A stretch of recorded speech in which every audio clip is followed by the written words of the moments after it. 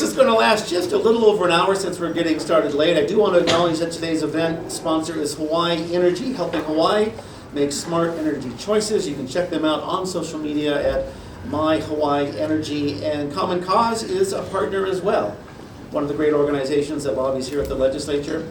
A reminder to the audience, we're not going to actually take verbal questions from you, so no one's going to be able to do that, but at the end, we're going to try and save plenty of time for questions.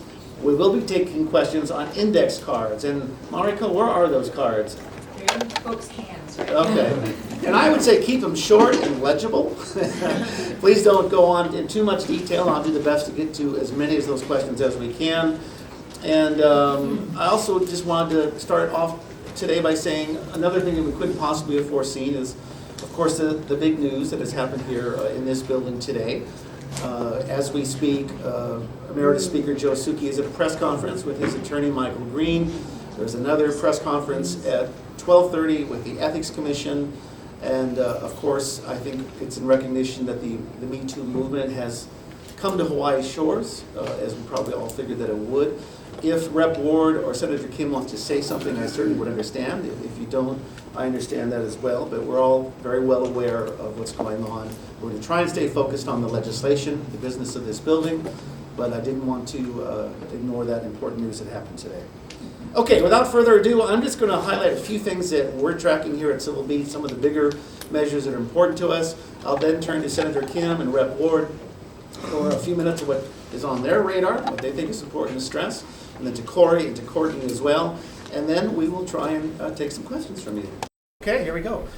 You know, I wouldn't have guessed that 2 months ago that the medical aid in dying bill would actually be alive and well. It's also called Our Care, Our Choice, doctor-assisted suicide, death with dignity. There is a hearing scheduled in Senate Judiciary, I believe, this Friday. If the bill should pass unamended, and correct me if I'm wrong, Senator, it would go to the Senate for a final third reading and go straight to the governor's desk as early as next week. Is that correct? That is correct. So, my gosh, when you stop to think just a year ago, that bill died in a House committee and now it is on its way. We'll see. If it is amended, it has to go back to the House, and that could slow things down. But to conference committee, right. But who would have guessed? I mean, whenever I try and predict what's going to happen with the legislature, I'm always reminded that you can never predict what's going to happen with the legislature. Especially in an election year. Especially in an election year. Good point, Rep. Ward. We also should point out that the state budget has crossed over from the House to the Senate. Ways and Means will be hearing it tomorrow. I did have a question already from someone reading the Advertiser story today, worried that money was going to be taken out of the budget. Governor Ige's request for housing programs and so forth, and more of attention on safe zones, pu'uahonua and so forth. The senator and the representative can probably add more to this, but I want to say the budget is a working document. Anything can happen, and Speaker Psyche has indicated that some of that money that was allocated by the governor might materialize in the form of legislation. So that is a moving target. If you're concerned about money not going to homeless programs, hang on there. Representative Le'ahu Isa from OHA is there. Welcome. We mentioned safe zones. Here's another thing that I didn't think was going to get any traction of the legislature either. Officially, the administration has been concerned about setting up safe zones, tents, whatever you want to call them. Mayor Kim just closed down an emergency temporary shelter in Kona because of a number of concerns. But the administration worries that that's not a permanent solution to housing, that ultimately that is the solution to homelessness, is getting people into housing. But boy, there is a concerted effort. I believe the legislature has a special hearing this Friday regarding homelessness, 4 different committees, quite a lot of people ready to speak, including, I think, Twinkle Board from the Waianae Homeless Camp. So homelessness and housing continue to be a priority, as was indicated by nearly every leader, and we'll see how that works out at the end of session. I did want to bring up 2 other bills that kind of surprised me. Paid family leave. Don, I think this is something that you've pushed for. The idea that employers might be able to help out their employees who are caring for loved ones in a time of need to have some compensation, and that legislation appears to be alive, as does money for kapuna care. I think the figures are different in the House and Senate, $4 million versus 2.8, something like that. This, of course, is a similar program. Don, correct me if I'm wrong. I'm looking at you to be knowledgeable about that. But one of the themes that I'm noticing is a greater attention to social concerns. That seems to me a rising theme that's coming out of this session. Finally, animals. I don't know why, but animals are always top of mind at the legislature. This year, service animals, legislation on what is and what is not a service animal and who can have them and who should not. There is protection for sharks and manta rays, and there is legislation regarding feral cats, which to my amazement is now officially an invasive species in the state of Hawaii. Oh my goodness. Feral cats. So anyway, we'll see how all that legislation works out. At this time, I do want to turn to Senator Kim. She is a longtime lawmaker and she is a former Senate president. And Senator, what's on your radar this session? Well, first, just let me say that thank you all for being here today. And I want to shout out, it is my mom's birthday. She is 88 years old. Wow. And I also had celebrated another person's birthday, 100 years old. And this individual happened to have been a mother of a friend of mine that we grew up together in Kalihi. And so that's really remarkable milestones as we talk about all of the issues that face us. But I think these kinds of forums are very important, and that we have transparency in what we're doing, and that we get the public involved, because only through involvement can you all be part of government. And you know, people out there now feel disconnected from their government, disconnected from what's going on. Turn it up a little bit. Yeah. Senator, if you wouldn't mind just pushing this microphone closer to you. Crank up the volume. Thank you, sorry. Is that better? Usually I'm very loud, so I'm going to back off, so I will try to be there. Is that better? Can everybody hear the Senator? Terrific. Excellent. So I appreciate being here, and I appreciate you all being here, because you are part of the solution. And you know, as legislators, we're just the conduit. You folks are the ones that really push the agenda, and you need to hold us accountable. So it's important that we participate in these kinds of forums. There's a number of things, but I do want to start off by just saying that, you know, sexual harassment is not acceptable under any kind of circumstances. And I have worked hard along with my counterparts in the legislature, in the Senate, when I was Senate President, on our sexual harassment policy. We do have procedures, and we want to make sure that anyone out there who feels that they have been violated in any way, that there is a process for them to follow, and that it is taken seriously. And we are seeing that in action today as people come forward and as these things get through the process on what can happen when we take charge and we say zero tolerance. So I just wanted to say that up front. Some of the things that are going on that is very special and dear to me, or maybe even not that dear to me. One thing about passing a lot of legislation is you have some legislation sometimes that maybe should not be passed. And people spend a lot of time not just pushing issues, but trying to make sure that they don't pass or they get killed. One of the bills that I'm not very fond of happens to be the Airport Corporation bill. I know it's after last year and this year it's gained even more support, and it just passed out of the House this morning. And I have, for 17 years that I've been in the Senate, concerned about what's going on at airports, concerned about the transparency, concerned about the amount of money that our airports have spent and money that have gone wasted.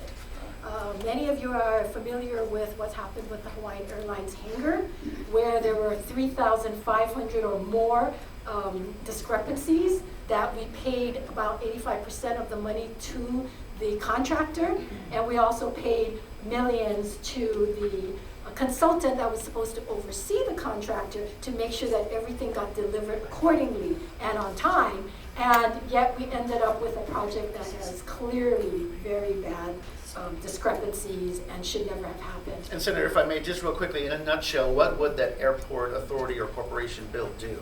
Basically, it would add a layer of bureaucracy. It would add a board, I believe, of 9 volunteer members, probably meet once a month, like HART. They would hire a high-paying executive, and basically they would rely on the very same people that are still at the airport to put to the projects and oversee the same projects. And so I see it as another layer. I see it as more bureaucracy and less transparency. They would not be subject to the governor or the legislature, and we would not have anything to say about their budget. And as you know, these kinds of boards actually end up costing us more money as we go forward.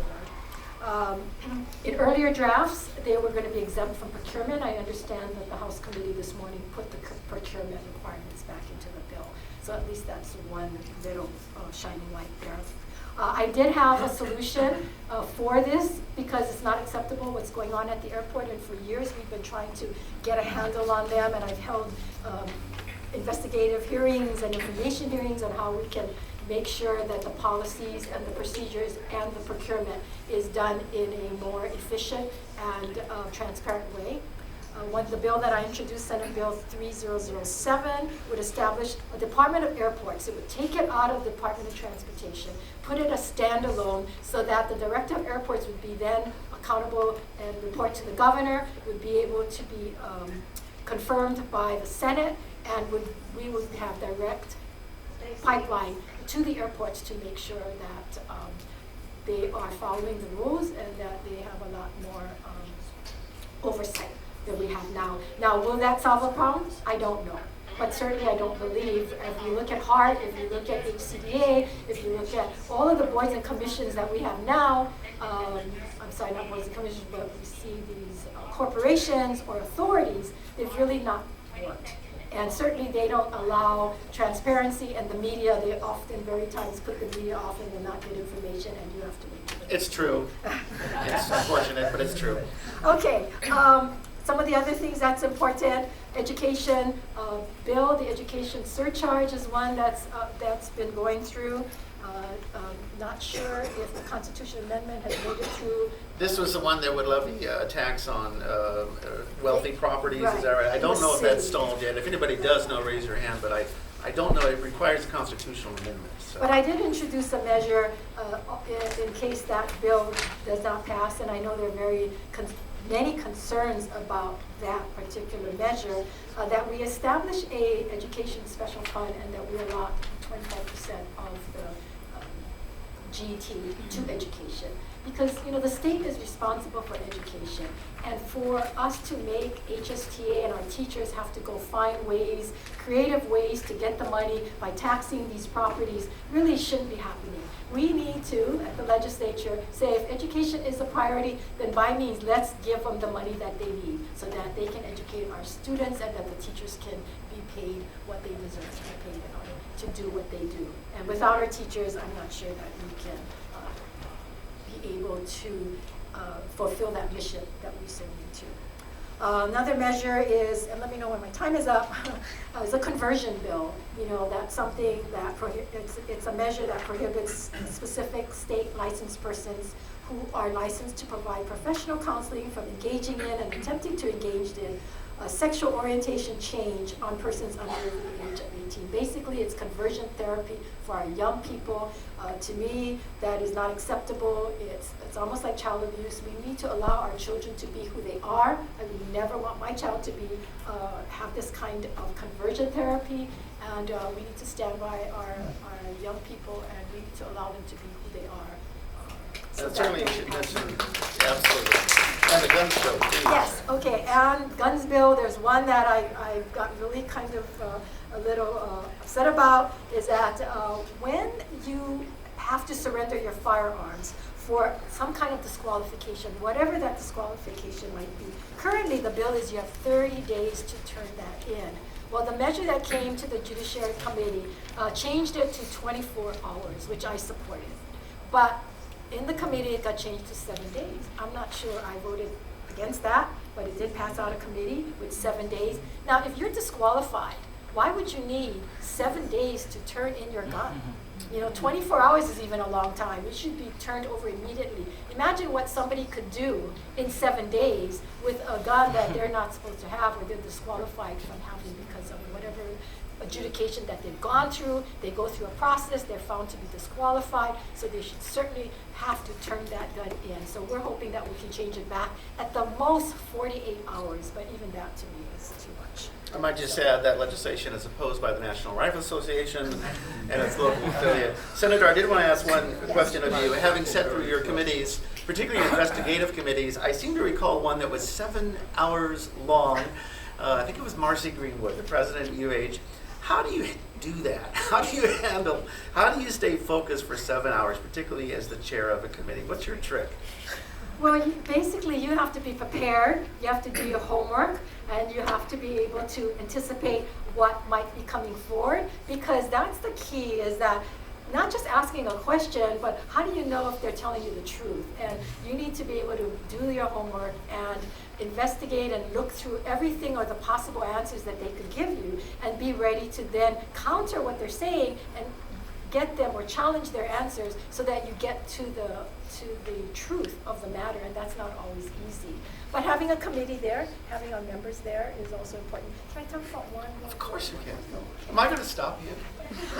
You know, as I said earlier, transparency is so important to me. And one of the bills I've been introducing year after year, and that's to have hearings on any audits and studies that the legislature require or ask for. Now, whenever we pass these resolutions asking for studies or audits, it costs money. You know, these studies cost $50,000, $100,000, $150,000. Just depends on the nature of the study. But then the study comes out and guess what? Nothing happens to it. It sits on the shelf, it gets put away. If the people who asked for the study don't like the results of the study, then you don't hear about it. Unless the media picks it up, it'll last for one day in the paper and it goes away. Well, this bill, and I hope you folks will get behind it, will require that the appropriate subject matter chair hold a public hearing or an informational hearing on these studies so that the auditor can come and tell us what they found, what are some of the problems, how do we fix it, how do we make it better.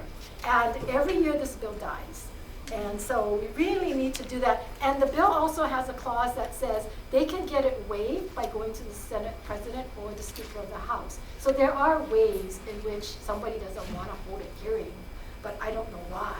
And it does take out all the regular and mundane types of audits that come through. Doesn't include that. Just those that we require and we pay for, and that be heard and that be given a hearing. That way the public will know what's going on, and you have a chance to come in and testify or speak on that measure and be educated. We would welcome that. Audits, particularly under Les Kondo, the new state auditor, have really been making a lot of news. I'm thinking I could name any number. The Office of Affairs audit, Hall rather, audit was big news. But as a reporter, as a journalist, I think we would welcome that as well. A follow-up. Don't let it just sit there on a shelf. Okay. And it does require that the Legislative Reference Bureau provide a spreadsheet of all the studies, when it's due, because these studies sometimes they never come back in, and you say, what happened to the study? And it's a year old, and nobody turned it in because nobody's policing that. So we spend all this money on studies, and we don't even know which ones are coming due because people forget about it.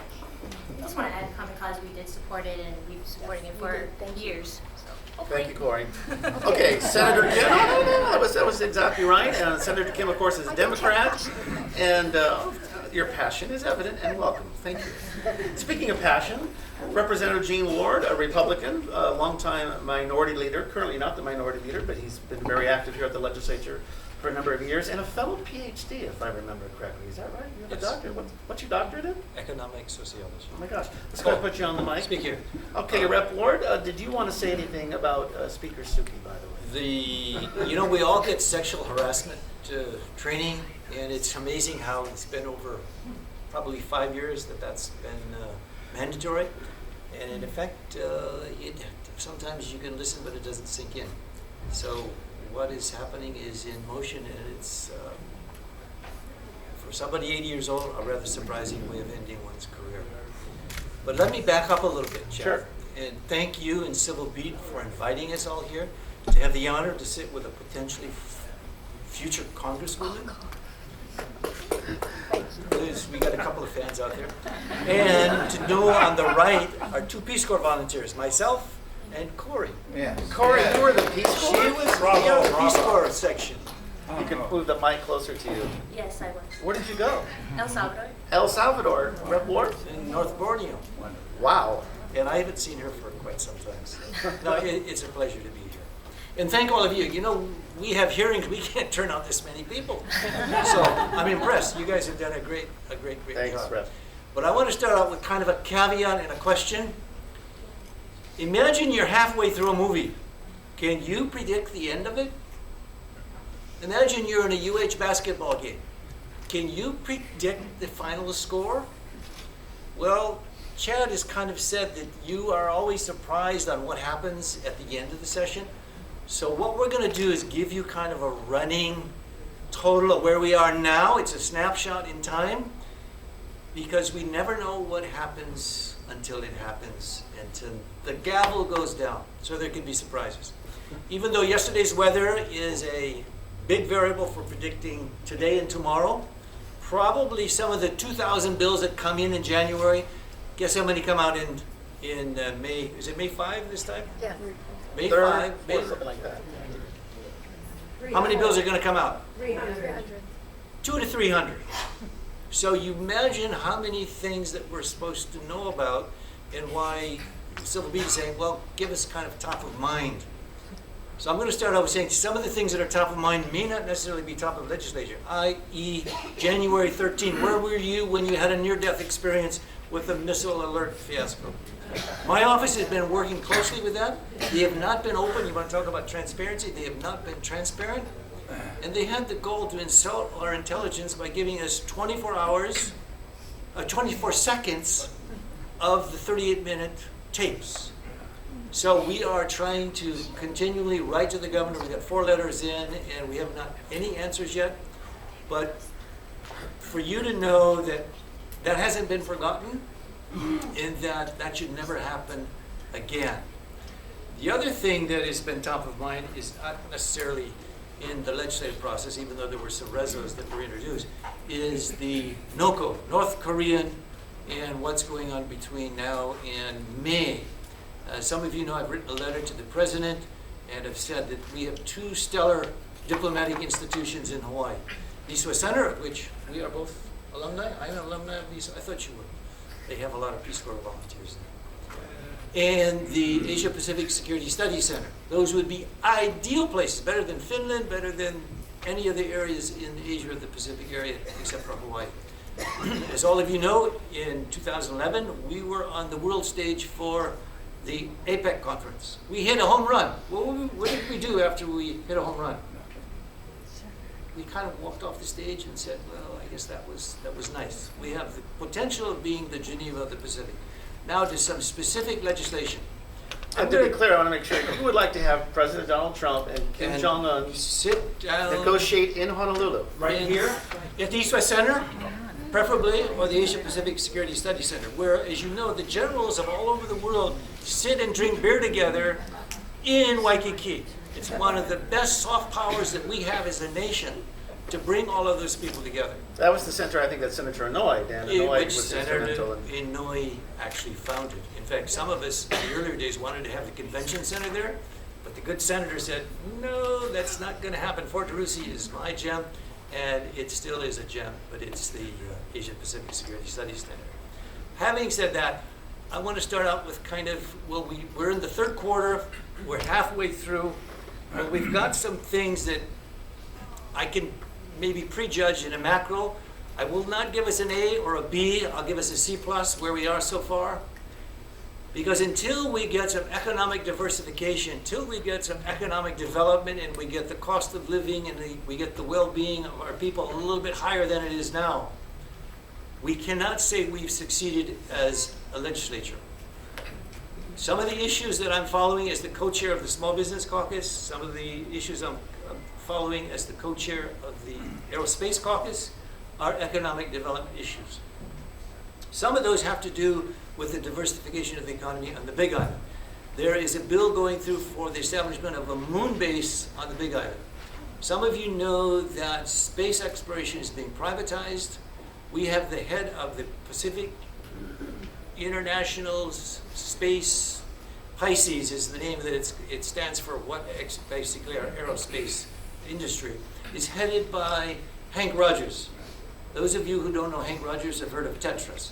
Those who don't know Hank Rogers know Jeff Bezos. He hangs around with Jeff Bezos and Elon Musk. He is going to be the key in the private sector getting a diversified area on the Big Island where there will not just be moon launches, but it's going to be the moon-based training of astronauts, of which we've done over the last 10 years, to make sure that when astronauts go to the moon, and there will be a moon base there before they go off into Mars or other places, that they will have been well-trained in a simulated environment. It's untold potential of what it has to do for STEM, for scholarships, for big money coming in, not only from NASA, but the guys who really want to do space exploration from a private sector perspective. That is very, very key. Now I'm going to take the risk of disagreeing with the good senator. I think one of the driving engines of our economy is the airport. And there's two bills that I think will help accelerate that.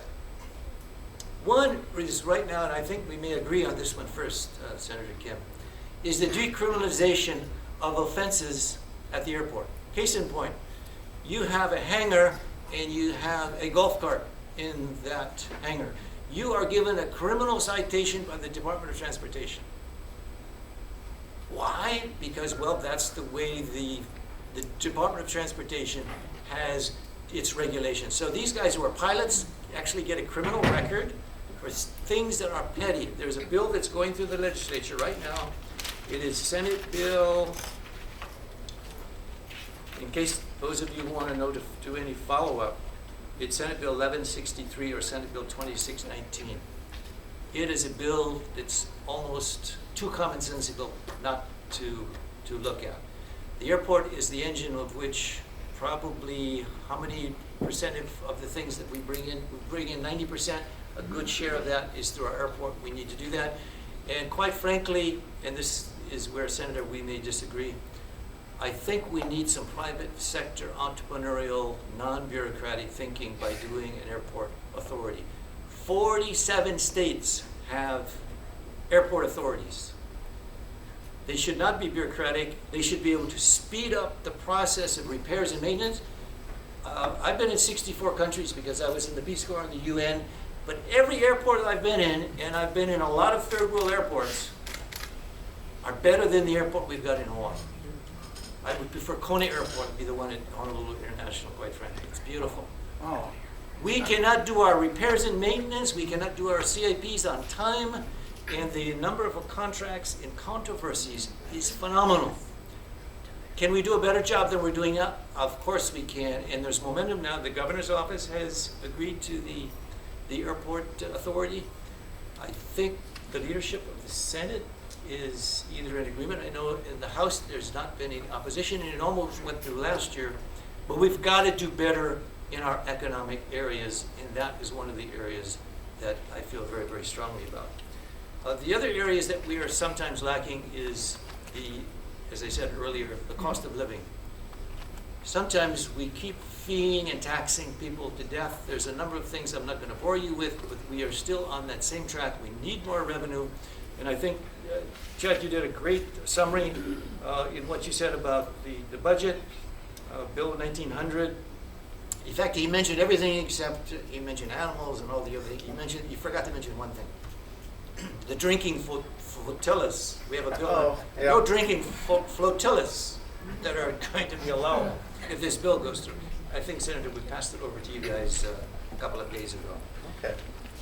One last point on the economic development has to do with our minority caucus, which is filled with transparency and issues related to, you guys have,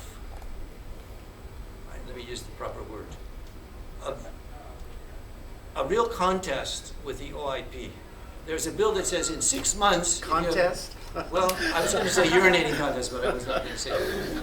But it's where there should be a time limit, and there was a bill to say that, hey, within 6 months, if you make a request, you should get a response. You shouldn't be drawn out to the extreme where it's not there. Corey's going to talk about that. I do Okay, want to give good. Senator Kim just a quick Yes. rebuttal about the airport.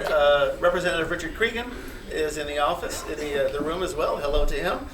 Henry Curtis and Kat Brady, longtime good people here at the legislature, all Can you sorts pull of people. some chairs from there? Yeah, welcome to sit down, guys. By the way, I did want to mention that Hawaii Energy, Helping Hawaii, that's one of our sponsors. They have a table outside with a lot of good information. And there's Nathan Eagle, our reporter Nathan Eagle, right over there. Hey. Senator, quickly, Airport Authority. Yes, I do agree with Representative Ward in that the airport's important and it's our economics to our economy. However, I don't agree that this authority, even though 48 other states have it, I mean, how many other states have a HART or have a rail authority? And it's just not working here in Hawaii. So we really don't need to create this authority to know that these authorities haven't worked. And it's not the Hawaiian Airlines hangar problems did not come because of procurement. It came because of poor oversight. And the same people who oversaw that project is going to oversee every other project with this authority. So thank You you. don't think Hart's going well? Anybody think Hart's going well? Raise your hand. Rest my hand. By the way, I want to give a shout out to Virginia Beck of the Public Access Room. Terrific resource for anybody in the community to go up on the 4th floor and get help. Okay, let's maybe not as much time with Corie and Courtney because we don't have too much time. I do want to get to the questions, but Corie, Rep. Ward brought up the OIP situation. Would you explain a little bit about what that was all about? Sure. So in particular, it's SB 3092 in case you're tracking that, but it is dead for the year, and we are super disappointed about that. And as he said, so this would have encouraged OIP to resolve all public complaints within 6 months of receiving it. Civil Beat Law Center for Public Interest, Brian Black. By the way, that is a completely separate entity from Civil Beat, just throwing that out there. You know, they've done a couple of reports over the past couple of years. It's been shown, and OIP does acknowledge they do have a backlog, but the report shows that average wait time is about 2 years. So that Far is and away the worst in the country, I believe, is the way Yes. it has been. Yes. And so that's why this bill was brought up to bring that, because obviously when we request information, whether it's the media, whether it's a member of the public, for whatever reason, we need it for a specific purpose. And 2 years later, the conversation has changed, it's evolved. We may not need that information anymore.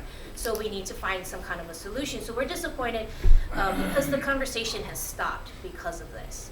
I don't know that necessarily the 6 month, deadline is the perfect answer, because OIP I think needs more resources and things like that. And OIP is working on their backlog, and in their strategic plan they've actually said that by 2022 they wanted the backlog to be 1 year or less.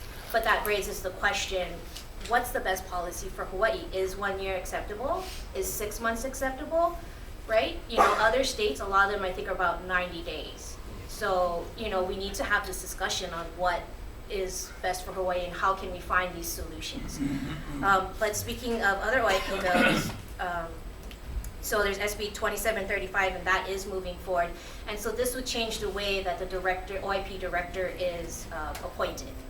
And so right now the process is the governor has complete control over who's appointed and how they're removed. There's no check or balance on this at all. And we've seen in the past when the OIP director says something that the governor doesn't like, they're out the next day.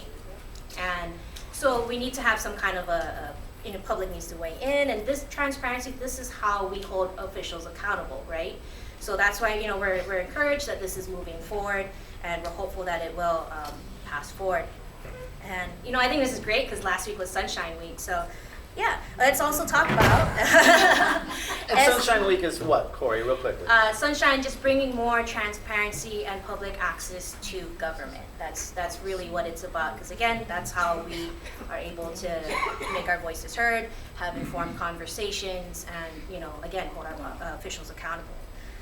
One bill I am not a fan of is SB 2609, and that would redact all the dollar amounts listed in financial disclosures from board and commission members, volunteer, non-paid board and commission members.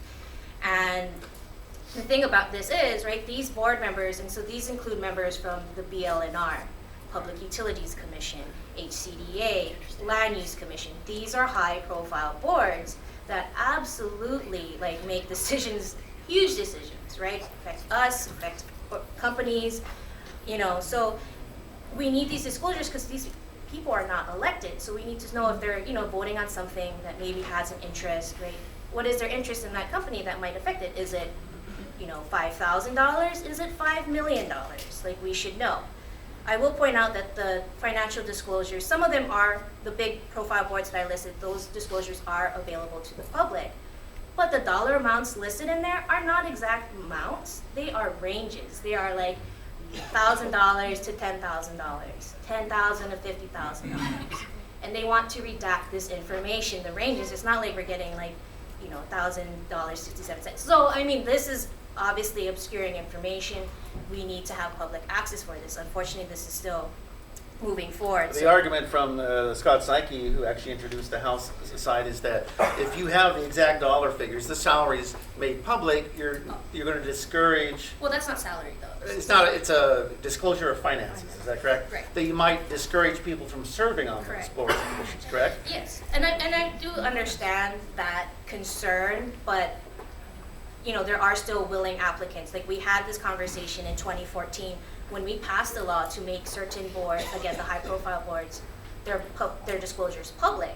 And this is what Governor Abercrombie then said. And he's like, he literally said, you can look it up. He's like, this is going to hurt women because they're going to oh, this person's married to so and so, and they draw all these conclusions. We're like, that's not the case. And you're like, we're not going to have enough applicants. And to this point, there were a couple applicants from the UH Board of Regents that did resign, like 2 or 3. Right.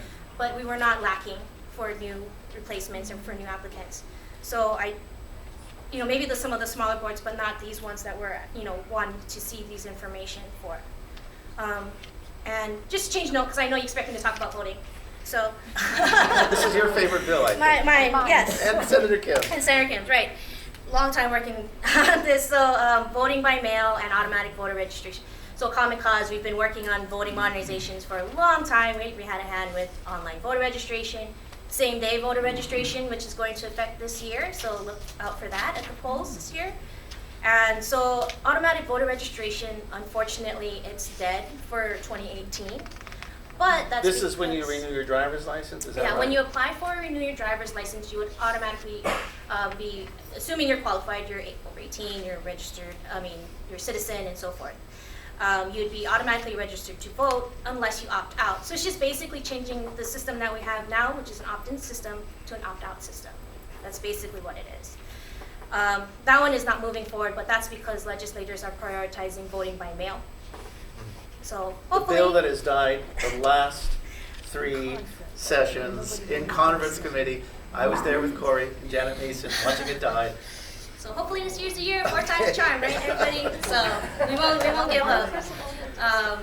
But we're hopeful, and we have had a lot of conversations. Obviously, senators in support, and most legislators have expressed their support for this as well. So we're hopeful. We're appreciative of the House for passing this year's bill, HB 2541. Thank you, Rep. Nishimoto, Rep. Luke, for passing that forward.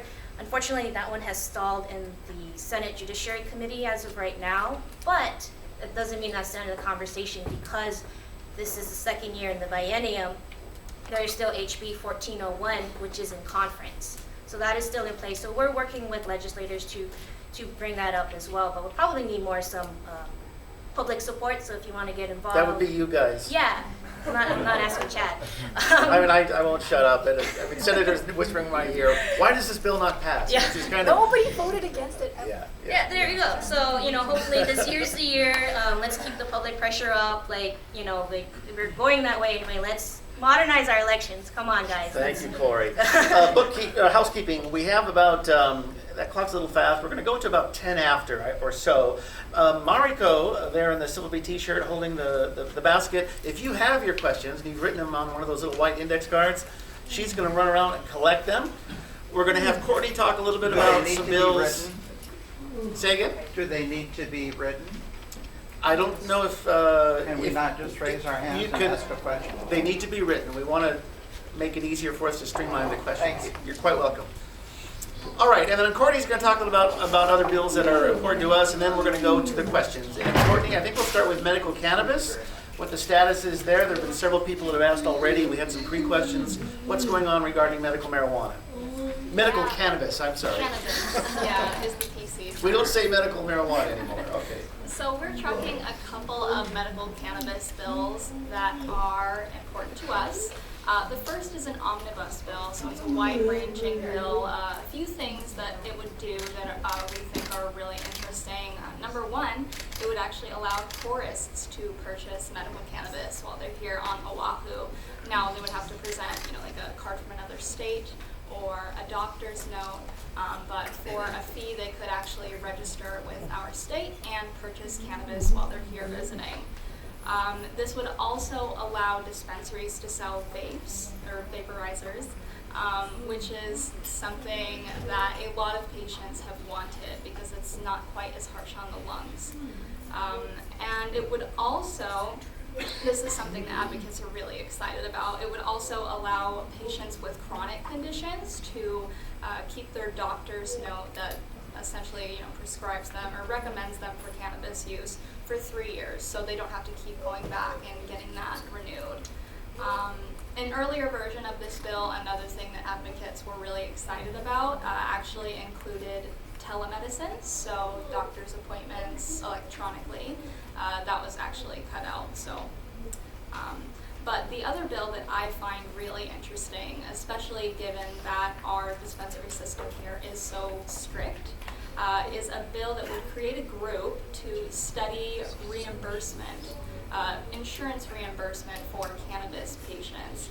There are a few other states that do this, but it's really not a common thing. I think maybe some other countries now it would reimburse patients because it is still illegal under federal law, and some insurance companies don't feel so good about giving people money to do so. So this would reimburse them, which is kind of like an extra layer away. All right, thanks, Courtney. What about recreational marijuana? Any chance that's ever going to happen in this building? I don't know. That would probably be a better question for the lawmakers, but Well, it's not looking like it this year. I think Yeah. Russell Ruderman, Senator from the Big Island, is here. I want to acknowledge him as well. Welcome, Senator. Thank you. All right, let's get to the questions. This first question is going to go to Senator Kim and Representative Ward. What is the purported function of public testimony if it clearly has no relationship to the votes of the representatives? Representatives is in quote marks. I strongly suggesting there's a related question saying, explain the logic if 460 people oppose something, only 60 people support it, and yet the bill passes anyway. I guess these two questions are taking into doubt the validity of people taking the time to testify as if someone's mind is already made up. Senator. Well, there's two views of this. First of all, legislators are supposed to park their agenda outside because we should be coming into these hearings to look at these measures with an open mind. Because if our mind's already made up, then of course your testimony coming in is not going to matter.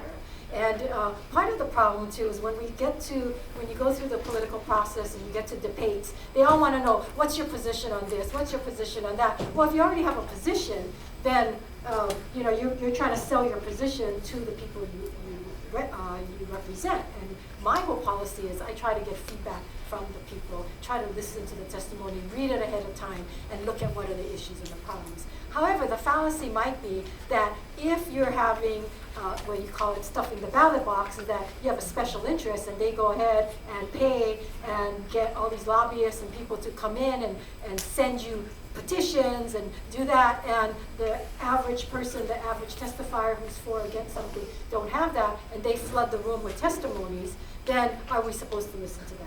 So, we have to balance that. As a legislator, I have to look at the validity. The other problem is, a lot of the times, it's not whether you're for or against an issue, it's the details. With Death with Dignity, early on last time, I voted against it at the very end, although I was for it, because there was enough safeguards for me in the bill. Many times we'll vote with reservations because there are concerns with the details and the measure. And that's what made it hard. I ended up voting for the gun law that changed it to 7 days, only because if I voted against it, it would go on record that I was against making sure that these guns come out. So it's these kinds of things that make it very difficult in the details of the measure. You don't want to go on record saying that you're supporting the gun law, but those kinds of details need to be looked at. So you have to balance that and look at the whole, who's testifying, their credibility in testifying, and looking at the details. Okay, thank you, Senator. Rep. Ward, on testimony, do people read it? Do you read it? Do you pay attention to it? Very, very briefly, I will say it's one of the biggest complaints that I get, particularly those who are first up in the democratic process, either in person or submitting testimony. You say, what happened? Is there a correlation between testimony and numbers and actually passing of a bill? Unfortunately, there isn't. We are not a direct democracy vis-a-vis the hearing process. If that was the case, probably if you remember the 10,000 or 12,000 same-sex marriage, well, I forget what color shirt they were wearing, we wouldn't have passed the bill on the last day of the session with Blake Do Oshiro. colored t-shirts actually make a difference?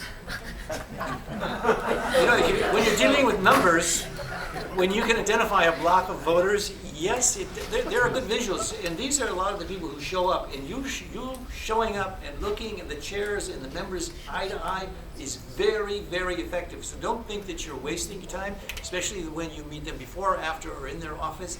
It's very effective. But to say there's a correlation with the number, I think that would be the biggest disappointment of a lot of people who Sure. participate in democracy and then see that it's not the case. Now remember, it's the Speaker or the President of the Senate and their chairs that decides on what bills get heard to begin with. But those who want to really have a bill heard, they don't wait till the January 3rd Wednesday to talk to people. They are there August, September, October, November, really lining up their ducks ahead of time. So when you see 90% of all the bills that get introduced pass, it's because that's already been decided with a number of lobbyists as well as political powers and others that be. So to really get a leg up, you've got to start early, you've got to start strong. And for those who don't know the inside baseball, it's like, hey, come on, the testimony was overwhelmingly such a case. But those who get wiser, then they know how to pass some of the bills. And some of the bills have taken 7, 8, 9, 10 years. Death with Dignity came when I was a freshman in 1991. Wow. It was called something else at the time, but it was equally vehement by a number of people. And now, look, the polls are saying it's a vast majority of the people. Over 60%. Senator, you had a follow-up. Yes. Yes, one of the things I dislike Yeah. is when people stand on their testimony. You go into the hearing, there's a lot of testimony in all departments, either they oppose or for it. Go, stand on my testimony, stand on my testimony. The public don't know what that testimony includes unless you read it. And so, you know, you don't stand on your testimony. Come out and let everyone know what your testimony, why you're opposed to something, and how we can make the bills better. That is so important. If you came to my hearing yesterday, we had a measure, we ended up killing.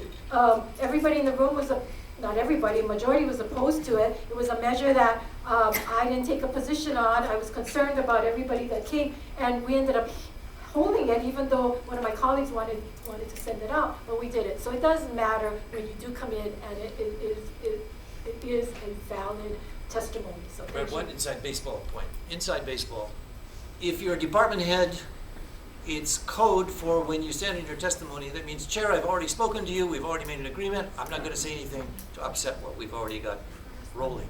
So it's inside, but it's where generally that's a place, because some of the chairs love to get through bills really, really, really quickly. So standing on the testimony is a bit of a tip of a hat, but generally it means that the chairs and those testifiers have already met, and we've got kind of an agreement, so we stand on the testimony. Representative Matt LaPresti is in the room. Yes, Hello, Matt. Good to see you. Welcome back. I'm not going to be able to answer this question. How many lobbyists versus the public are in the audience? I can ask you to raise your hand, but I'm actually going to put in a good word for lobbyist. I know that it tends to be a pejorative term, but having worked with many and knowing several that are in this room, I think they are doing an important job. So And I'm a lobbyist too. Corey's a lobbyist. That's right. It's not Should a I put in a certain plug thing, also? it's just work. Are you a lobbyist? Teague? I want to put in a plug for lobbyists. No one is really qualified to be a legislator because you have to know everything about anything, anytime anyone asks you. And how we get smart is the lobbyist on this side of the issue comes and gives you the overstated extreme of what they believe in. And we have one of the best lobbyists in the state of Hawaii right in front of us here, Bob Toyofuku. But then you bring in the opposition position, and then they overstate their case. But in the meantime, the details by which they know their stuff, we get really smart really quickly. So lobbyists are educators. I know they have a bad word. They're bad as like saying you guys are a politician, but they're good. They make more money than we do, but they're really helpful in educating the public, and particularly legislators. Thank you, Rep. Ward. We do want to get a couple more questions, including yours, sir. Donna, you're going to love this one. Why does the Hawaii Tourism Authority get so much money? Could that money be spent elsewhere, supporting higher income film, TV, digital media, other industries and training and so forth? I believe there are actually a couple of bills to redirect some of the HTA's revenue, which comes from the TAT primarily, does it not? But I'm going to give that to the senator. Why does HTA get, what is it, 80 million a year or something? 89? 80 to 90 million. Okay. a year, right. Well, you have to understand that when the Hawaii Tourism Authority was in fact created, it was intended to take the place of HVB at the time, Hawaii Visitor Bureau. And it really didn't do that because what HTA became is a conduit or a middle person that gets all the money and then hires HVB, now HVCB, and go out and do the marketing contracts. But they are responsible for the marketing contracts around the world. And if you look at the amount of money and the amount that we actually do spend on marketing in comparison to what all of our competition spends around the world, it's really not a lot of money. However, I have felt over the years that because of our hotels and everybody else that markets Hawaii, that we really don't need all that money for marketing. But we do need that money to protect our environment, to protect our pristine environment, and to make sure that the visitor is having a good experience when they come here. And it's not just marketing. You can bring all the people here to Hawaii, but if they come here and have a bad time, or the toilets aren't clean, or the trails aren't kept up, then they're not gonna have a good experience. So I mandated when I was the chair of tourism that monies, millions of dollars be put into DL&R for our trails, for our bathrooms, for our environment. And then we look at cultural programs, because what separates Hawaii from the rest of the world is our Hawaiian culture, our host culture, and that more money be put in there. But over the years, everybody looks at this pot of money as being something that they can take from. Now remember, we bring in, I don't know, $400, $600 million in TAT funds, and the industry was told if you agreed to pass this, then we would dedicate so much money to marketing. So actually, the bulk of the TAT money goes to the general fund. And so we need to look at that money and how we're using it to make sure we take care of it. Okay, thank you, Senator. Rep. Ward, this is to you, this gentleman's question. It's one that I hadn't actually thought about in terms of the legislature. The TMT, the case is going to court. This reader is concerned that we're going to lose it to the Canary Islands, the 30-meter telescope. What is the legislature doing to keep the telescope here? This would be a huge economic loss were we to lose the telescope. That's an $5 excellent. billion loss to the Thank you, sir. community, I thought it was only $3 international billion. credibility. This is one of the debates of our time where you have culture in contrast to science, in contrast to geographical and other home rule issues, but it's an international issue. Who's number one in astronomy in the world? We are. Should be Hawaii. We but are. it's We not. are already. And to Yeah. maintain that lead, we need the TMT. But to do it in a proper, legal, culturally sensitive manner, we have not done. The way that some of the university has not paid attention to the lease and the parameters of it. So we're catching up with that, and the courts and the DLNR have basically sided on our side, but we have not actually in the legislature done much. It's pretty much on the fifth floor, even though we probably should, because it would be a great loss. I talked to Nainoa about this. The great explorers, the Polynesians were great explorers, and to stop at the ocean and not go to the stars would be foolishness on our part. But you've got to do it in a very culturally sensitive manner. Okay, I Hawaii will believe lose there it is a legislation. in a matter of weeks. Thank you. Next month, April, is the deadline, the drop dead Thank you, date. sir. I believe there is a bill to take Mauna Kea Authority and give it to a new entity to take it away from the University of Hawaii. I don't know what the status is of that TMT Authority bill, as I apologize. Passed out of the Senate. Did pass the Senate, now waiting Virginia in-house. knows. Virginia, do you know? I think it's SB 3090, and I think it's Finance Committee. Wait, okay, so there's time for it to be heard in Sylvia Luke's committee. Okay, we only have time for one or two more questions. I do apologize for not making more time for questions. We might actually have to extend this to 90 minutes when we do this at the end of session, but I'm just going to close with this odd question. Wondering if there was a Me Too movement similar for men. Why aren't there more resources for male victims? I don't know if that's a legislative question. Well, I believe that our resource and our process does not say men or women. It's open to everybody. And so if men feel that they have been violated in any way, that they too can take care of the process. So it is a non-gender based type policy that we are putting into effect. Okay, this is my last question, both to the senator and representative. Why are some committee chairs allowed to prohibit any recordings or public broadcast of the audio or video of their committee? We actually wrote about this, frustrating to a lot of folks, particularly on the neighbor islands, who can't tune in to public access, and yet I believe a committee chair has the say on whether that's going to happen or not. Have you ever done that? Have you ever said no? No, in fact, I always want it televised so that everyone can see what's going on. And I try not to have too many private meetings. I always tell people if you have issues, then bring it to me in the committee so everybody else can hear it in public. So Report. I'm not- Thank you. Some of you may have heard me speak on the floor that we should have a C-SPAN equivalent in our all hearings at all times for anybody who wants to see what's going on. We have not like that.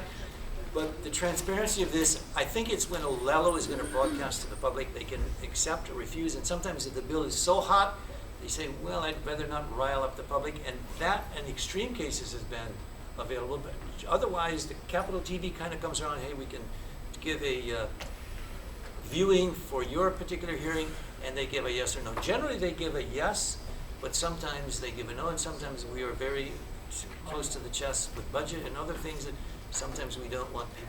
Sometimes chairs don't want people to know, but the real buck stops with the speaker. The Capitol TV is a private contract, and the speaker has the jurisdiction to, when he says something, I cannot do a, what do they call it? They pan reaction to the audience. That's illegal. That's in the contract. You cannot, what's it called? You're the cameraman. What is it? Panning, zooming out. Panning, where you get somebody to say something and then you, thumbs down or whatever. That's illegal in the contract. So we are not open and transparent. We should be, and eventually I'm hoping we get a C-SPAN that Olelo does it, and not C-SPAN. We shouldn't have we shouldn't have a Capitol TV contract. We should have Olelo doing it with all the volunteers and all the people who want to see and learn how to do it on Okay. TV. I think it's a good place to stop. I do want to say, don't forget about the public access room on the 4th floor. A great way to get involved, find out more.